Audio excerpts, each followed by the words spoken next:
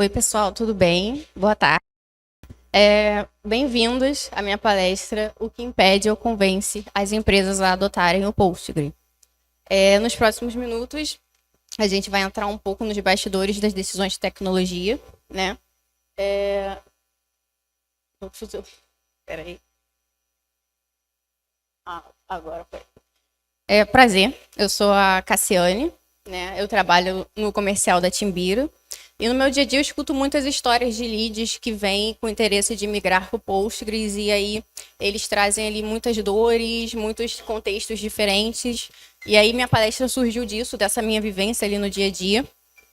Eu sou formada em História pela Universidade Federal Fluminense, né, a minha primeira formação, mas atualmente estou fazendo análise e desenvolvimento de sistemas pela Universidade Veiga Almeida. E é usando cada uma dessas bagagens aqui que eu quero propor uma análise um pouco diferente para vocês, uma conversa um pouco diferente, saindo um pouco do techniquez, né, que é o que normalmente a gente está acostumado a ver nessas conferências, e entrando um pouco mais na lógica de negócios. Eu queria começar com uma pergunta rápida aqui para vocês. Se vocês já passaram por alguma situação que desenharam um projeto para utilizar ou para migrar Postgres tecnicamente perfeito, mas que ele chegou ali no momento da decisão, do vai ou não vai, e ele travou, não foi. Já aconteceu com alguém? Se não aconteceu, vocês podem falar também, gente, não tem problema. Mas assim, isso é uma situação comum pela minha amostragem ali no dia a dia, das conversas que eu tive. E aí, se não aconteceu contigo, pode acontecer, porque isso é uma coisa bem comum de acontecer. Né? E quando acontecer com você, você vai estar mais preparado aqui com essa conversa que eu pretendo trazer aqui para vocês hoje. É mais uma troca também, é a partir da minha vivência. Tudo que eu... Deixa eu ajudar. Tudo certo, gente. Problemas técnicos.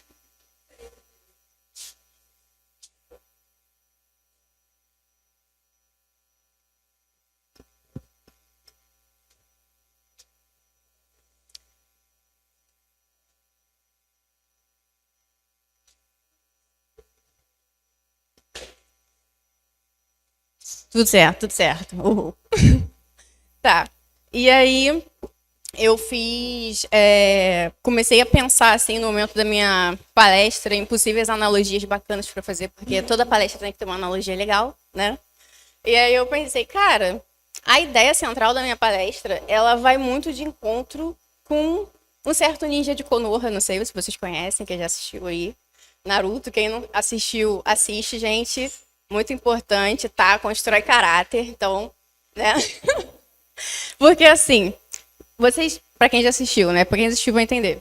Vocês lembram quando ele ia enfrentar um vilão muito forte e aí ele tinha que ir ali na história do vilão, né? Entender as motivações dele, lançar o discurso no jutsu, vocês lembram disso? Tipo, em alguns episódios ele tem que fazer isso.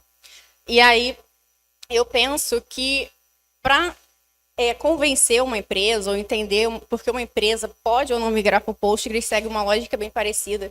Porque eu penso que o Rasengan ali do Naruto seria lançar a documentação técnica oficial, assim, ó, o Postgres é foda, é bravo aqui, ó, vai dar certo. Mas a questão oculta ali é que a gente tem que se atentar também, entender as motivações ocultas, né? Muitas vezes o que está muito claro ali não é o suficiente para convencer, então a gente tem que ir mais a fundo, entender ali a história do vilão, né? Tô fazendo uma analogia aqui com o Naruto, e ir um pouco mais a fundo. Porque pra gente do mundo da tecnologia, é muito óbvio a ponta do iceberg, que são os argumentos técnicos. A gente normalmente para aqui. Cara, o Postgres não foi aprovado, não passou, porque alguma coisa técnica não deu muito certo, não vai bater aqui com a arquitetura, alguma coisa assim.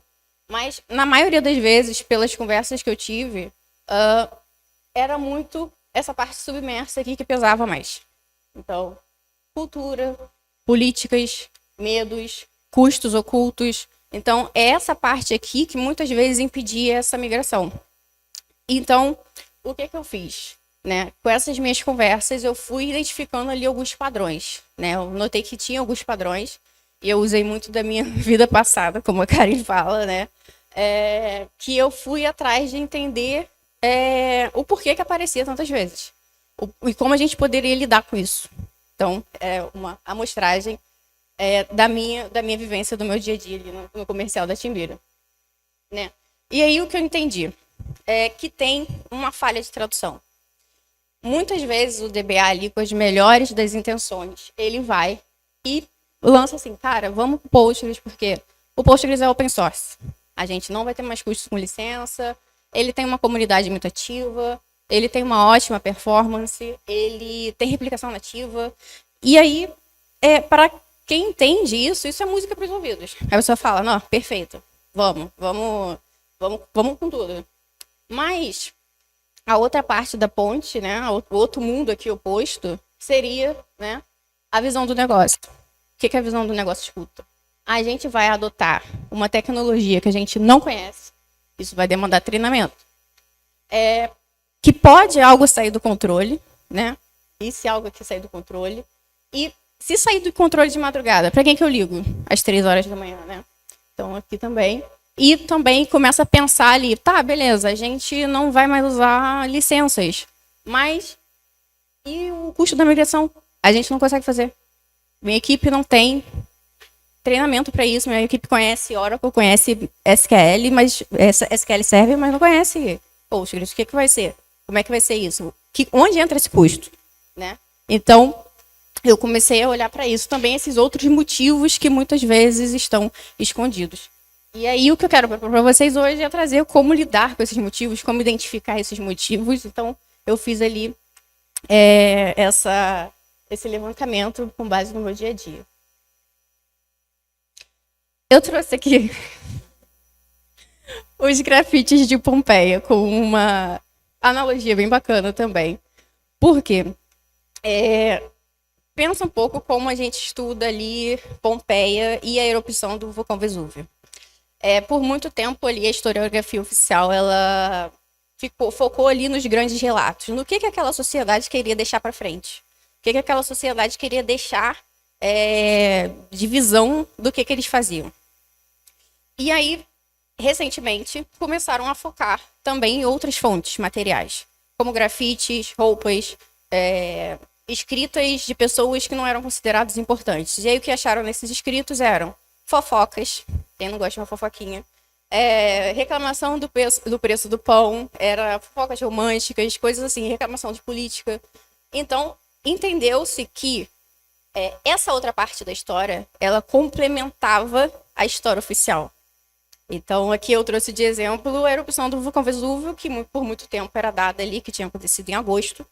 Só que por conta dessa inscrição aqui, que é uma inscrição em grafite, que foi de grafite feito de carvão, que foi escrito 17 de outubro. E aí começaram a pensar que não era mais, dia 14 de agosto, não era mais. Porque aí vocês pensam, cara, mas é só uma inscrição em 17 de outubro, por que isso muda? Por que isso muda? Porque foi feito em carvão. Esse detalhe específico foi feito em carvão. O carvão é um material muito sensível. Então, qualquer tipo de exposição ali ao clima após a erupção, ele não teria durado. Então, essa inscrição foi feita antes de 17 de outubro.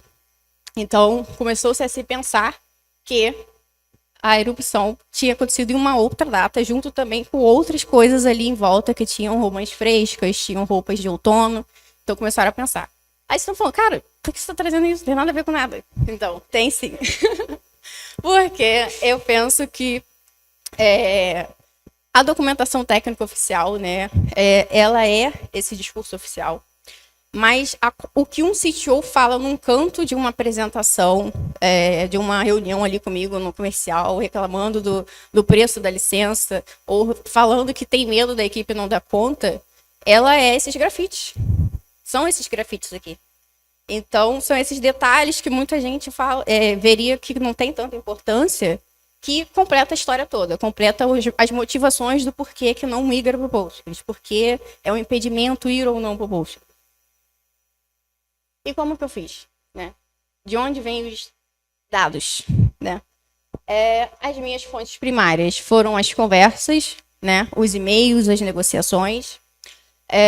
E aí eu juntei e comecei a fazer uma análise crítica ali, né? Comecei a buscar recorrência, medos, motivações, e aí eu vi que começou a se repetir independente de porte, independente de segmento, de perfil. E eu fui identificando, eu personifiquei, né, essas motivações em fantasmas. E aí a gente vai ver um pouco mais pra frente esses fantasminhas, tão os queridos. E o que as fontes nos dizem sobre as motivações? Porque assim, a gente vai falar dos medos, mas a gente também tem que entender o que é o estopim, o que que leva a pessoa a pensar, cara, eu vou pro Postgres, sabe? Por que não outro? Tem várias, milhares de possibilidades. Por que o Postgres? A gente tem que entender também a motivação. E a maior motivação que veio foi modernização. Disparado assim, em seguida da redução de custos, porque a maioria vem de bancos proprietários. Então, eles se preocupam com a modernização, mas tem que ter um bom custo-benefício. Então, eles ficam ali de olho nessa questão também da redução de custos, porque licenças de bancos proprietários são absurdas. Né? E modernização, porque o Postgres é visto como uma opção, uma das mais robustas, se não a mais robusta do mercado. O risco de obsolescência também ele vem firme ali, a gente está falando de ambientes legados, a gente está falando de bancos que estão muitas vezes presos ali em alguma versão por conta de vendor locking ou coisa parecida. E também melhoria da arquitetura aparece um pouco também. Né? Mas se a gente parar a nossa análise por aqui, vai estar contando metade da história. Porque eu acho que é interessante também a gente pensar se essas motivações elas mudam a depender também do banco de origem. E tem umas certas particularidades. Eu escrevi Banco Proprietário S, gente, para não, né? Mas vocês entenderam. Tá. No Banco Proprietário S, a gente está falando aqui de uma preocupação com modernização, mas também redução de custos. E ali o risco de obsolescência ali nos seus 10% também como uma dor. Né? O que eu vejo aqui, normalmente é a questão do pacote, né? Que o SQL Server... Opa! Gente, acabou. Ele vem ali e acaba que fica muito preso nessa questão ali do pacote. E aí eles veem que sair desse banco dá possibilidades deles entrarem numa arquitetura mais moderna, utilizar ferramentas mais modernas. Então, eu penso desse jeito. Vocês podem ter outras interpretações, eu estou aberta aqui para vocês também trazerem para mim suas interpretações sobre esses gráficos. O banco proprietário, todo mundo que sabe quem ele traz muito ali também a questão da redução de custos, a modernização, que eu acredito porque ele não vem nesse pacote ali, né, de um determinado sistema operacional, né, que vem junto com outro banco proprietário. E aí vem mais a questão da redução de custos ali, maior de todos, o outro nem aparece. Porque, né, muita gente sabe que é conhecido como o caro, né? Então, vem ali o mais forte de todos. E o risco de obsolescência vem ali também nos seus 28,5%, né? Porque muitas vezes a pessoa está presa ali a ambientes legados ou coisa parecida, então vem ali também como um motivador. Nos bancos open source, a gente vê que a modernização ela vem firme. Então, dentro dos bancos open source, o Postgres também é visto como uma melhoria, porque em seguida ali da modernização vem melhoria da arquitetura. Então, a gente entende-se que dentre esses que já estão em ambientes open source, que não tem mais essa preocupação com licença, também eles têm essa preocupação de continuar melhorando ali, né? A questão do custo já não é mais uma dor. Então, eles têm ali esse espaço para pensar em outras coisas além da questão do custo. Mas a análise também não acaba por aí. Eu também cruzei os dados aqui com o cargo. Na liderança técnica e gerencial, aqui eu estou falando dos diretores de TI, eu estou falando dos PO, estou falando desse pessoal ali que está mais gerindo ali a equipe técnica, né? A preocupação deles é com modernização, é com redução de custos, porque eles precisam melhorar ali, eles precisam de eficiência, mas também vem ali o risco de obsolescência, que muitas das vezes está impulsionando ali toda essa conversa, mas a preocupação maior mesmo é em melhorar o dia a dia ali e ter uma proposta eficiente, né? Porque ele precisa apresentar isso para alguém, né? Então essa proposta precisa ser eficiente, ela precisa demonstrar que vai ser um custo-benefício melhor do que ele já tem agora. Da liderança de negócio e estratégia, eu estou falando aqui dos CEOs, eu estou falando dos CTOs. Então, é bem balanceado ali também, vem a questão da modernização, mas é tudo muito bem equilibrado, porque eles pensam se esse banco ele vai atender a lógica de negócio deles, ele vai atender tudo. Então, eu vejo ali que está bem equilibrado as coisas, mas é mais por conta dessa visão mais de sobrevoo que eles têm ali do negócio inteiro. Eu interpreto dessa forma. A equipe técnica é quem bota a mão na massa.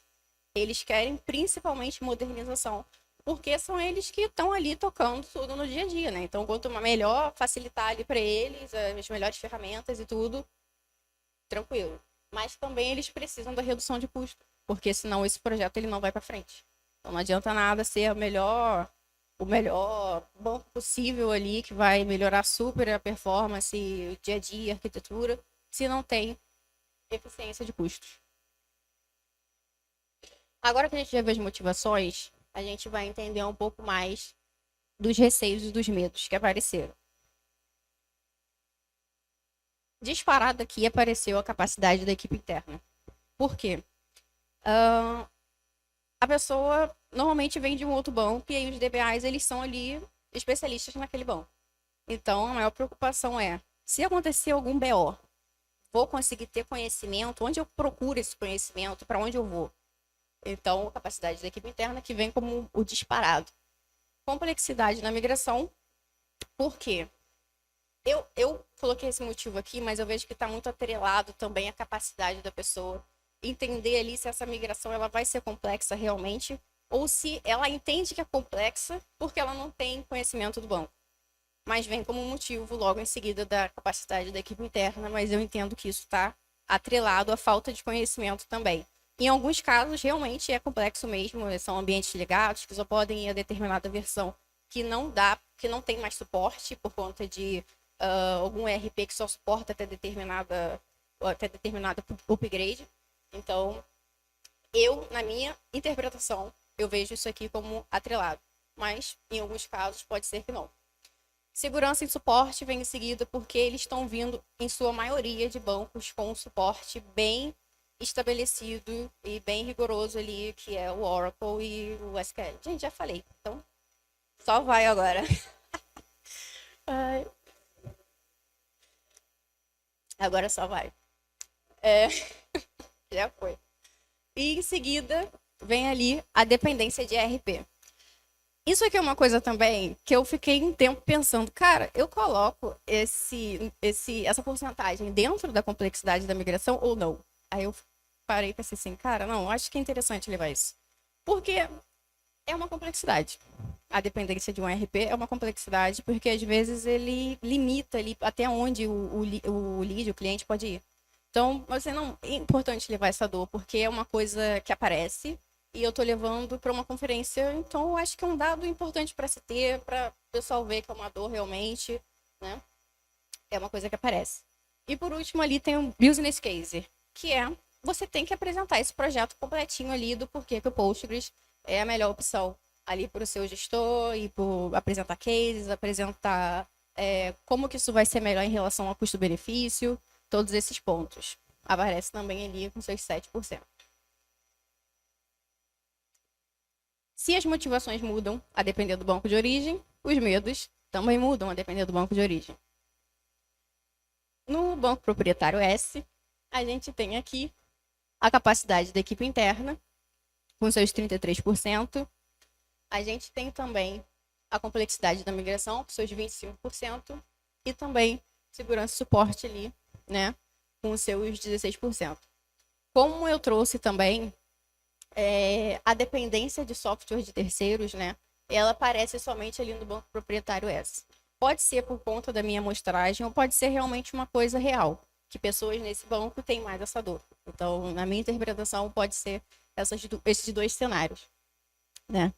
No banco proprietário O, a gente tem aqui também a capacidade da equipe interna, mas a complexidade da migração ela vem também aqui com força, né, com seus 36,36%, em seguida segurança e suporte. Segurança e suporte, gente, desses dois bancos proprietários aparecem por conta, né, dessa preocupação, gente. É um combo aqui, né? Eu vejo que conta uma história. Não tem uma equipe para dar conta.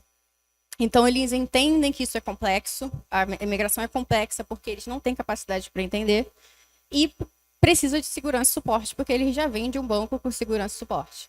Então, eles precisam... meio que tá tudo amarrado aqui, sabe? Essas porcentagens.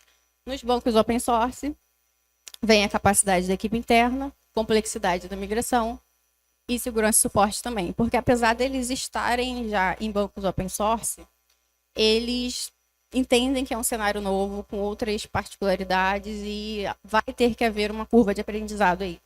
Então, está dividido dessa forma aqui na questão dos medos e bancos de origem.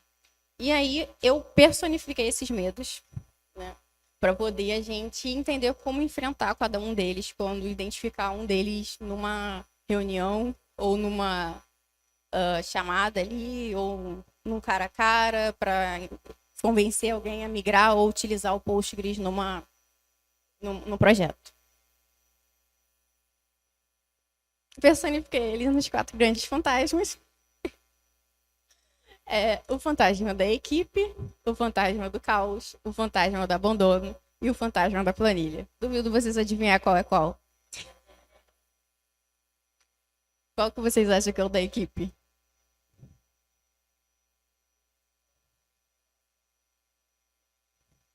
Então seria o primeirozinho. Qual seria desses?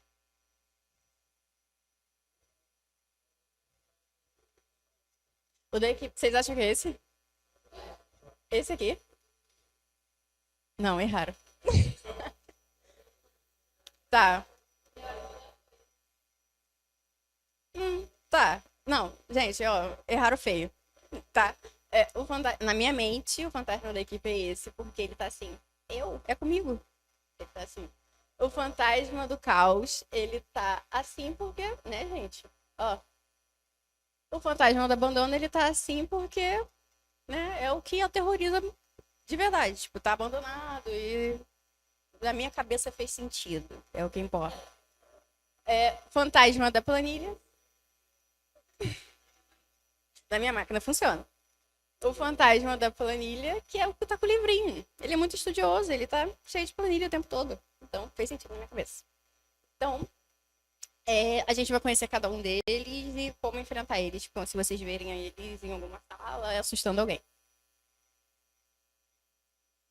Tá. Esse é o fantasma da equipe. Ele tem o poder da incerteza, né? Ele se alimenta do medo da capacidade interna do time. Minha equipe vai dar conta disso, esse novo cenário, minha equipe vai ser capaz de lidar com isso. Então, também tem ali uma sobrecarga, né, do time, uma falta de conhecimento em Postgres, e aí vem muito disso ali em questão também de ser um time que eles entendem que não vai dar conta daquilo. Mas muitas das vezes isso é só imaginação. As vítimas preferidas são os heróis solitários, que são aquelas pessoas que tomam conta do banco sozinhos. Então, é o DBA herói. Então, essa é a vítima favorita do fantasma da equipe. A arma eficaz contra ele é um plano de capacitação e mentoria, né? Então, a gente tem, inclusive aqui na PG Conf, né, várias empresas que dão curso de capacitação, né? A Timbira, EDB, vários patrocinadores aqui, Technicis, For Linux, dão esse curso de capacitação. Então, seria não somente jogar a cartada da documentação técnica oficial, mas trazer esse combo, sabe? Tem a documentação técnica, tem a comunidade, mas tem também ali, né, empresas que podem dar esse suporte extra. O fantasma do caos, que ele traz ali o poder da destruição imprevisível, né? Que o alimento dele é o medo de incidente, sistemas desatualizados. As vítimas preferidas dele são os sistemas legados, né? Complexos, desatualizados ali. E os ERPs que impedem a atualização e a modernização do banco. A arma para esse banco seria, para esse fantasma, seria o escudo da prova de conceito, que é uma etapa da migração em etapas, que é o que normalmente a gente faz, recomenda na Timbira, que seria reconhecimento, prototipação. Pode me corrigir aí, Laura, você que acabou de reconhecimento, prototipação, homologação e implementação. Então, é cada uma dessas etapas para ver se tudo vai ocorrer perfeitamente e somente se cada etapa dessa der certo que o projeto segue. Isso dá muito mais segurança ali para o cliente e a gente consegue afastar esse fantasma da sala. O fantasma do abandono, ele tem um terrível medo da insônia, o terrível poder da insônia, né? O alimento dele é o medo do open source, né? A famosa frase, para quem eu ligo às 3 horas da manhã, né? E a falta de um ponto de contato formal. As vítimas preferidas são setores regulados e grandes empresas, né? Que têm ali altas exigências, né? E a arma eficaz seria um suporte comercial especializado e um plano de disaster recovery. Porque essas empresas, elas normalmente têm bancos que não podem parar por nenhum segundo. Elas precisam continuar a ter esse suporte que elas normalmente já tinham quando elas estavam ali, né, em ambientes de bancos proprietários. E aí, fazendo isso, dando essa cal ali, a gente consegue afastar esse fantasma da sala. O fantasma da planilha, que ele tem ali o poder do dreno de lucros, né? O alimento dele é o medo do barato sair caro, né? É o medo do shelfware, que é basicamente ter alguma coisa assinada e não usar, que é a academia, né, gente? Que a gente paga e só fica o boleto chegando e a gente não vai, ou a Netflix que a gente assina ali e não tem tempo de assistir, então só fica entrando a cobrança. Então é exatamente isso. Exatamente isso. E custos ocultos, que é tipo, falar a gente vai economizar com licença. Mas na mente da pessoa que vai decidir, ela sabe que tem outros custos. Então, se você não trouxer esses custos, esse levantamento de custos, ela vai imaginar. E não vai imaginar pouca coisa. Então, se você trouxer ali já os dados, você já vai estar falando com coisas mais concretas. Já vai estar negociando coisas mais concretas. As vítimas preferidas são lideranças que precisam de um business case sólido e empresas sob pressão de eficiência de custos. A arma eficaz, né, seria um TCO, um custo total de propriedade completo, e falar ali que o foco é no ROI, né, trazer ali em quanto tempo seria o ROI, a quantidade, uma estimativa, né, e um reinvestimento em inovação. Aí tá, tipo, Cassiane, beleza, mas o que é isso? Business case, o que é TCO, o que você está falando? Então, gente, eu dou a vara para pescar e o peixe também. Então, eu trouxe aqui também, das minhas pesquisas, né, um modelo do que seria um TCO. Né? Como que a gente pode fazer um TCO mais completo? A gente normalmente foca muito ali na licença do banco de dados, a gente foca muito no suporte anual do fornecedor, no hardware, no custo da VM, mas tem custos por trás disso. Tem ali as horas da equipe interna, né, que seria o desenvolvimento, teste, contratação de DBA, treinamento e curva de aprendizagem, custo da consultoria de imigração, custo do risco de downtime, novo custo de infraestrutura. Então, tudo isso está por trás. E é importante ter isso, porque, como eu falei, se você não colocar, a pessoa vai imaginar e não vai imaginar custos baixos ou custos mais realistas, ela vai sempre jogar lá para cima, porque normalmente não está dentro desse meio de tecnologia e quem está é a pessoa que tem que apresentar o projeto. Então, você que vai apresentar esse projeto tem uma capacidade maior ali de levar custos mais reais, um projeto mais sólido para passar esse projeto. Eu trouxe também um exemplo hipotético, com base nas minhas pesquisas, que pode ser que ajude vocês, se vocês tiverem que construir um TCO, né, em algum momento, para apresentar alguma coisa. Aqui é um exemplo hipotético de um TCO, né, de migração de um banco proprietário para Postgre. né? Aqui a gente está falando de uma economia no primeiro ano de R$ 150.000. No primeiro ano vai ser baixo, porque entra aqui também o risco de downtime, entra aqui o custo da consultoria de imigração, entra o treinamento e curva de aprendizagem. Eu joguei esses preços bem lá em cima. Não estão muito reais, joguei bem lá em cima mesmo. Horas da equipe interna. E vamos supor ali que permaneça a mesma coisa, o hardware, o custo da VM e o suporte especializado ali, botei um valor de R$ 80.000. Joguei bem lá em cima também. Em comparação no segundo ano, a gente já percebe ali que as horas da equipe interna, elas já diminuem, ela baixa ali de R$ 100.000 para R$ 50.000. Então a gente pensa ali numa manutenção otimizada, né? Treinamento e curva de aprendizagem, a gente está falando ali de um treinamento contínuo, então ele vai descer dos seus 30.000 para os 10, né? Vamos supor que vai continuar esse treinamento, né? Para a pessoa se especializar ali, o time. O custo da consultoria de imigração, ele desce para zero, porque já foi migrado, já aconteceu, é um novo ambiente. E a prevenção ali no segundo ano de R$ 10.000, porque a gente está falando ali de um possível pacote emergencial, um disaster recovery, então é importante. E aí, nesse segundo ano, a gente já está falando aqui de uma economia de R$ 390.000 em comparação ao ao banco proprietário.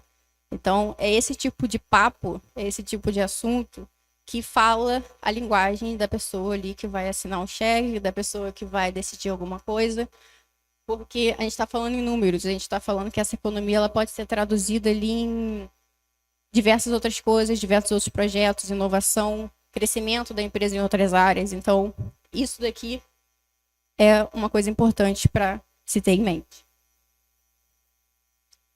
Se as motivações elas mudam a depender do cargo, os fantasmas também mudam a depender do cargo, tem cargo que é mais assombrado por determinado fantasma que outro? A resposta é sim. Né? A gente tem aqui na liderança técnica e gerencial o fantasma do caos, né?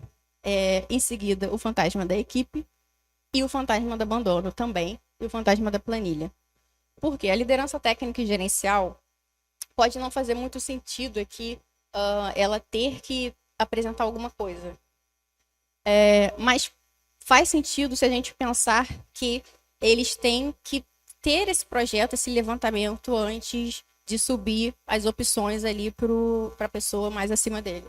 Então, tem ali o medo da coisa sair do controle, em seguida, minha equipe não vai dar conta disso, então é um combo também ali desses pavores. E o fantasma do abandono, que é, minha equipe não vai dar conta, tá um caos e não tem para quem recorrer. Então, é uma preocupação aqui.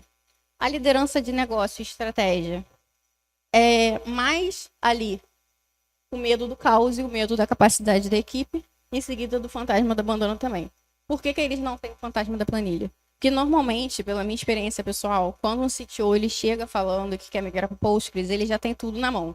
Ele já sabe o que vai ser a melhor eficiência, ele sabe que vai ter redução de custos, ele sabe o que vai entrar, ele já sabe tudo e ele não precisa apresentar isso para ninguém, porque normalmente a decisão é dele. Então, eu estou falando com o decisor, então essa preocupação ela não aparece. A equipe técnica é bem balanceado ali, né? Eles que botam a mão na massa, então eles têm uma preocupação ali bem balanceada, porque eles precisam apresentar isso para alguém, eles precisam ter a quem recorrer e eles precisam também lidar ali com a incapacidade ou com a noção de que eles não têm conhecimento desse novo ambiente. E também o fantasma do caos, é o medo da coisa sair do controle, é o medo da coisa degringolar. E aí, o que eu queria propor para vocês? O poder da tradução. Qual é o nosso papel na adoção do Postgres, né? Ouvir como historiador, então identifique os fantasmas reais que estão ali naquela sala com você, entenda as motivações ocultas do que não está sendo dito. Pense como um tradutor, então adapte ali o seu discurso técnico ao medo do negócio. Se você está falando com um DBA, vale a pena falar no benchmark. Se você está falando com um CTO, com um CEO, vale a pena levar talvez um TCO bem construído ali para ele, para falar na linguagem que ele quer ouvir. e agir como um construtor de pontes, né? Transforma ali medos em soluções e aprovações. E aí, juntos, a gente fortalece o ecossistema Postgres. Aqui está o QR Code da Timbira, então se vocês quiserem trocar sobre problemas que vocês estão tendo no banco, se quiser uma ajuda para convencer alguém a migrar, entender como fazer isso, tá aqui. Vocês vão falar diretamente comigo, porque eu trabalho no comercial. E também a gente está rodando a pesquisa Postgres em Foco, que é uma pesquisa sobre o mercado Postgres brasileiro, né, dá um panorama bem maneiro, bem legal, assim, vários insights sobre o mercado de trabalho, vários insights sobre o uso de inteligência artificial no banco. Então, bem interessante mesmo, vale a pena. E também o PG Tribe, que é o braço educacional da Timbira. A gente está com um curso, que é o Postgres para desenvolvedores, bem interessante também, você que está começando aí, vale a pena entrar. E o PG Health Check, que é o nosso utilitário para fazer ali, né, uma leitura do seu banco de dados, para saber como está a saúde. A gente não tem acesso a esse resultado, então, segurança da informação, né, galera? Tá tudo certo, pode utilizar sem medo. E aqui eu trouxe também um material, né, sobre alguns conceitos que eu usei aqui, se vocês quiserem se aprofundar um pouco mais em algumas questões. E tá o meu LinkedIn também. E é isso, gente. Muito obrigada por ter assistido. Abro para as perguntas.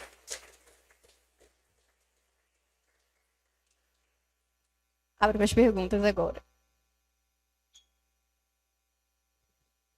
Uhum.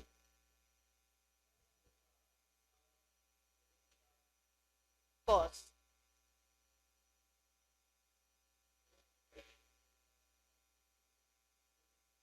Obrigada.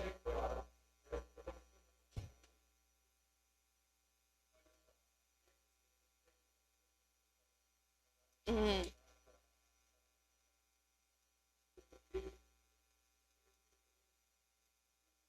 Uhum.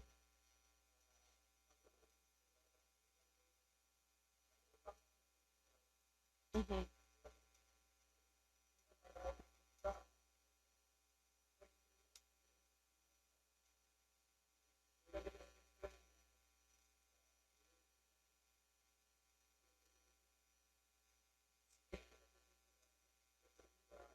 Sim.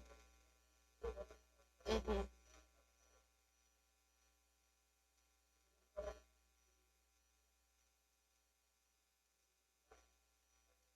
Sim.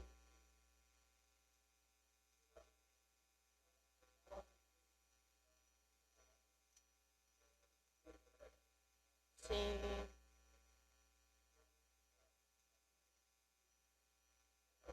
Sim.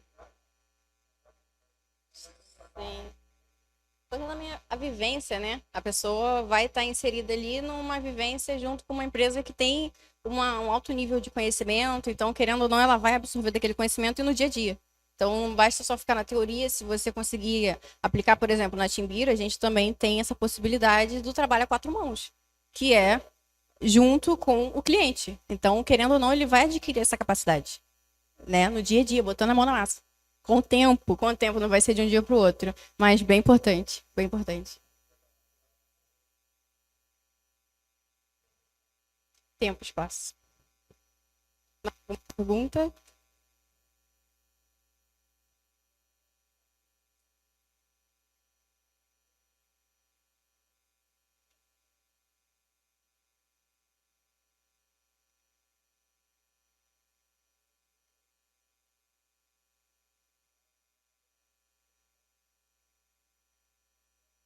Sim.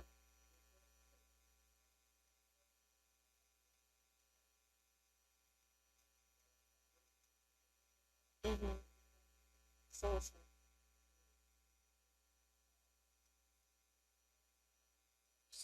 Aparece com muita frequência, cara, porque normalmente a pessoa chega falando, a gente sabe que não deveria ir para essa versão, a gente sabe. Então a pessoa que está nesse vendor locking, ela sabe, mas ela fica, vai ser muito complexo trocar de RP, vai dar muita dor de cabeça, então acaba deixando, acaba ficando, sabe? E é por isso que eu não coloquei dentro daquele gráfico de complexidade da migração, porque eu acho que é um ponto para se trazer aqui, porque a gente tá aqui no meio do pessoal que decide essas coisas também, que às vezes trabalham com RP. Então, eu acho importante trazer essa visão também. Bom ponto. Obrigada.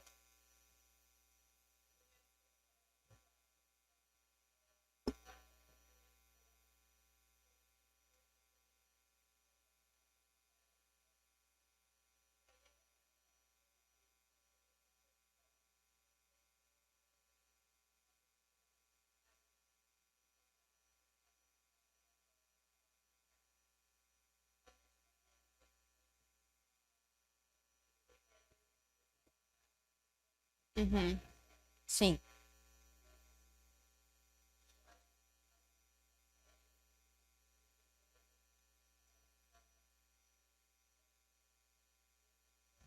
Eu acho que é interesse, né? Conflito de interesses. Porque tem um pessoal aqui que vai botar a mão na massa, tem a liderança de negócio estratégico que vai pensar ali se aquilo vai atender a lógica de negócio dele, a cultura, as políticas internas e tudo mais. E tem a liderança técnica e gerencial que tem que cuidar para nada sair do controle. Porque se alguma coisa sair do controle, a culpa é dele. Porque ele que está gerenciando aquele, o time técnico. Então, acho que é um conflito de interesses que acaba gerando esses medos diferentes. Né? Eu penso muito nessa perspectiva. Mas, boa pergunta, muito obrigada. É isso, gente. Mais alguma pergunta? Então é isso. Muito obrigada, gente. Muito obrigada de verdade.